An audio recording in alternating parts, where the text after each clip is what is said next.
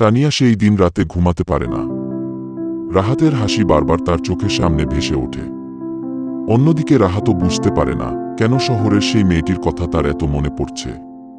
সেই অচেনা মিষ্টি হাসি রাহাত ভুলতে পারছে না। তার মনে দাগ কেটে গেল। কয়েকদিন পর আবার গ্রামের এক অনুষ্ঠানে তানিয়া আসে। ভিড়ের মধ্যে হঠাৎ রাহাতকে দেখতে পায়।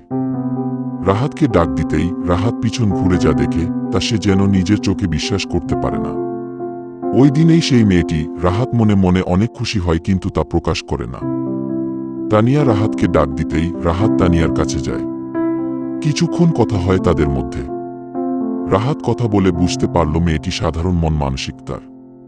এটা দেখে রাহাতের আরও বেশি ভালো লেগে যায়। রাহাত প্রথমবার অনুভব করে বড়লোকের মেয়েটা আসলে খুবই সরল। তানিয়া বুঝতে পারে রাহাতের ভিতরে এক অদ্ভুত আত্মবিশ্বাস আছে যা শহরের কোনো ছেলের মধ্যে সে খুঁজে পায়নি। তানিয়া রাহাতকে কিছু বলতে গিয়েও বলল না।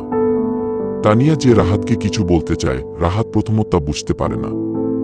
তানিয়া রাহাতকে আসলে কি বলতে চায়, কেনই বা বলতে চায়? পুরো গল্পটি শোনার জন্য আমাদের সাথেই থাকুন এবং আমাদের ইউটিউব চ্যানেলটি সাবস্ক্রাইব করে পাশে থাকবেন, যেন সবার আগে আমাদের গল্পটি আপনার কাছে পৌঁছায়। পরবর্তী পর্বের জন্য অপেক্ষা করুন, খুব শীঘ্রই পরবর্তী পর্ব আসবে। ততক্ষণ সবাই ভালো থাকুন, সুস্থ থাকুন। আল্লাহ হাফেজ।